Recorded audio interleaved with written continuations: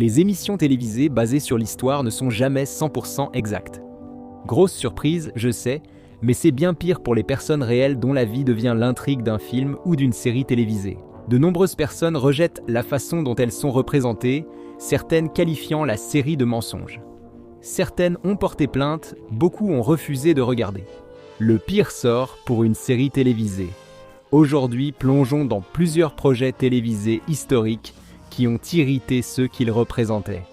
Mais avant de commencer, assurez-vous de vous abonner à Weird History. Ensuite, laissez un commentaire et dites-nous quelles autres histoires étranges, mais vraies, vous aimeriez entendre. Très bien, qui est prêt à enchaîner les épisodes ? La légende hollywoodienne Olivia de Havilland a pris sa retraite en 1988 et s'est ensuite rarement montrée en public ou adressée à la presse. Quand la star d'Autant en emporte le vent à parler, tout le monde l'a remarqué. En 2018, de Havilland a poursuivi FX et Ryan Murphy, Productions en justice, à cause de sa représentation dans la mini-série Feud, Bette et Joanne. La série porte sur la rivalité de plusieurs décennies entre les légendes du cinéma Joan Crawford et Bette Davis, amies de longue date de Havilland. De Havilland estimait que la série la montrait comme une commère et une hypocrite. Dans une déclaration fournie au Guardian, de Havilland a écrit « Les créateurs de Feud ont utilisé mon identité sans mon consentement et m'ont fait dire des propos mensongers, notamment en me faisant traiter publiquement ma sœur, Joanne Fontaine, de garce. » La plainte de Havilland alléguait que la série avait diffamé son personnage et terni sa réputation. Mais une cour d'appel de Californie n'était pas d'accord et a rejeté l'affaire en 2019 pour des raisons liées au premier amendement. De Havilland est décédé l'année suivante, ouvrant la voie à Feud, Olivia et à l'État de Californie. John Travolta a reçu de nombreux éloges pour son interprétation de l'avocat d'O.J. Simpson, Robert Shapiro, dans la série American Crime Story, The People vs. O.J. Simpson, sortie en 2016. Mais une personne qui n'a pas été impressionnée, c'est Shapiro lui-même. Le célèbre avocat n'a vu qu'une partie du premier épisode, mais il a jugé l'interprétation de Travolta inexacte et non représentative de sa personne. Lorsque TMZ a interrogé Shapiro sur un parking à Los Angeles, il a déclaré que Travolta ne l'avait jamais rencontré ni consulté pour ce rôle. « C'est un excellent acteur et je suis sûr qu'il a donné le meilleur de lui-même », a dit Shapiro. Mais si vous essayez d'incarner quelqu'un sans l'avoir rencontré, il est difficile d'être précis. Shapiro semblait penser que Travolta n'était pas à la hauteur. La série a encore été critiquée en saison 2. L'assassinat de Johnny Versace, qui a dramatisé le meurtre en 1997 du créateur de mode Johnny Versace par le tueur en série Andrew Cunanan. Comment la famille Versace a maintenu sa vie et son entreprise après le drame.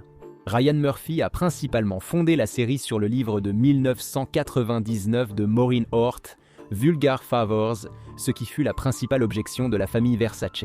Dans un communiqué officiel, la famille Versace a souligné qu'elle n'avait rien à voir ni avec le livre, ni avec la série de Murphy, et a qualifié la série d'œuvre de fiction.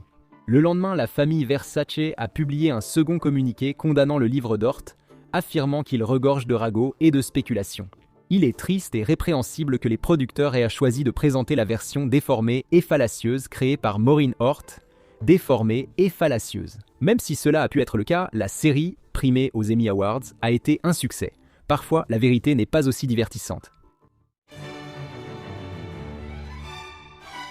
La famille royale britannique a des avis variés sur The Crown, la série Netflix qui dramatise les événements du règne de la reine Elisabeth II.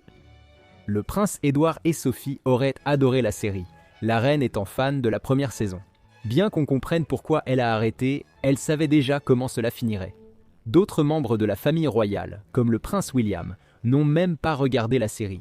Officiellement, la famille a publié un communiqué rappelant au public qu'elle n'a pas participé à la réalisation de la série et ne lui a pas donné son approbation officielle. C'est comme si vos parents vous interdisaient NTV.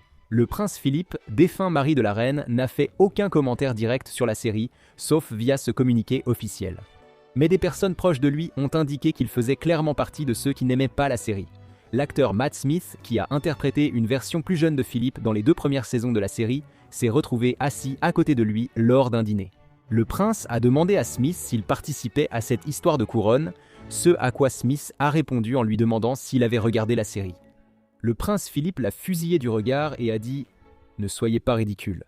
Apparemment, Philippe était plutôt un fan de Doctor Who.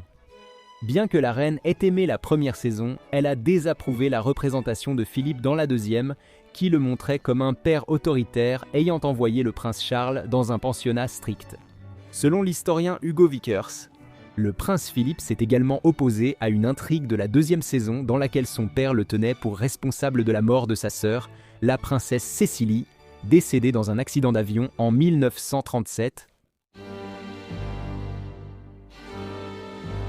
La catastrophe nucléaire de Tchernobyl a été une tragédie mondiale affectant des millions de personnes. Mais pour Lyudmila Ignatienko, la mini-série de HBO de 2019 qui dramatise les événements a été une source de retraumatisation. La série a cependant respecté les faits essentiels de son histoire.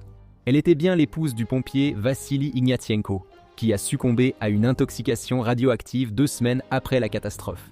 Comme dans la série, Lyudmila, alors enceinte, n'a pas mentionné sa grossesse au médecin de Vassili en demandant à lui rendre visite à l'hôpital. 2 mois après, Lyudmila a eu une fille décédée 4 heures après sa naissance. En raison d'une insuffisance cardiaque congénitale et d'une cirrhose, 2 symptômes possibles d'exposition aux radiations. Ces problèmes avec la série venaient surtout du fait qu'elle n'avait pas autorisé HBO à utiliser son histoire plus que de son exactitude. Après la sortie de la série, elle a dû faire face à des journalistes indiscrets qui l'accusaient d'être responsable de la mort de son bébé. Il me demandait pourquoi je restais auprès de mon mari alors que j'étais enceinte, a-t-elle déclaré à la BBC. Mais comment aurais-je pu l'abandonner ? Nous ne savions rien de la radiation. La presse négative a poussé Lyudmila à quitter Kyiv pour une région rurale. Elle a aussi signalé des inexactitudes dans la façon dont la série l'a représentée. Cela pouvait sembler relativement mineur aux yeux des spectateurs, mais c'était extrêmement important pour quelqu'un qui avait vécu ces événements. Dans la série, Vassili n'a pas été enterré avec ses chaussures à cause de ses pieds enflés par les radiations, alors Lyudmila les a gardées en souvenir. Les chaussures ont en fait été enterrées avec lui.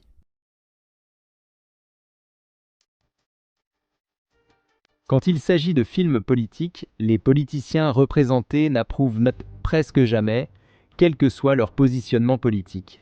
Ils se sont même plaints d'Air Force One avec Game Change de HBO, qui a dramatisé les événements de 2008. John McCain, candidat républicain, choisit la gouverneure de l'Alaska, Sarah Palin, comme colistière. Il n'y avait aucune chance réaliste que Sarah Palin soit d'accord avec la façon dont elle était dépeinte, et effectivement, elle ne l'était pas. Le film présente Sarah Palin et John McCain, joués par Julianne Moore et Ed Harris, de façon plutôt sympathique, mais avant la sortie sur HBO, Sarah Palin en a critiqué la crédibilité. Elle a envoyé à ses partisans une vidéo modifiant la bande-annonce du film pour y inclure des extraits de chaînes d'information, la montrant favorablement. Une note accompagnait la vidéo. Le scénariste de Game Change, Danny Strong, a de nouveau manipulé les faits et omis des éléments clés sur la gouverneure Palin pour promouvoir un agenda biaisé et augmenter l'audience. Il était aussi précisé que Palin ne cherchait pas à plaire à l'équipe hollywoodienne d'Obama. Palin n'a jamais indiqué quel fait le film déformait ni ce qui lui déplaisait dans sa représentation. Le réalisateur Jay Roach a déclaré que lui et son équipe avaient basé le film sur le livre du journaliste John Heilman et de Mark Halperin du même nom. Ils ont également mené plus de 2 douzaines d'entretiens avec des personnes impliquées dans la campagne. John McCain n'était pas non plus un fan de Game Change. Le sénateur de l'Arizona n'a même pas pris la peine de regarder le film.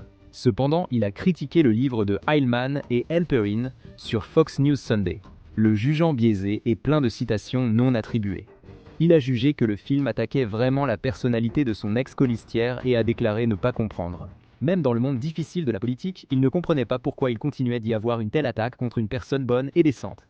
McCain a surtout déploré que le film le montre en train de jurer, déclarant, sans utiliser un seul gros mot: on m'a dit qu'on me présente comme utilisant beaucoup de langage grossier alors que ce n'est pas le cas. J'ai un vocabulaire plus riche que ça.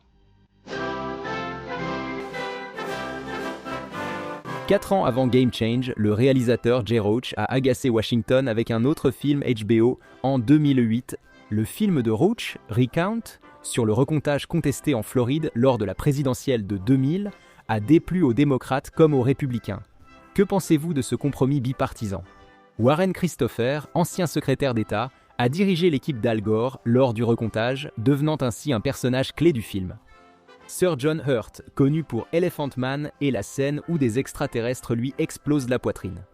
Christopher ignorait le film avant que son tailleur ne lui en parle. Quand HBO a envoyé à Christopher les transcriptions de ces scènes, il n'a pas été impressionné. Il a déclaré au New York Times que cela contenait des événements qui ne se sont jamais produits, des paroles qu'il n'a jamais prononcées et des décisions qui lui étaient attribuées alors qu'il ne les avait jamais prises. D'accord, mais alors comment c'était ? William M. Daly, directeur de campagne de Gore, joué par Mitch Pileggi, a aussi contesté la représentation de Christopher.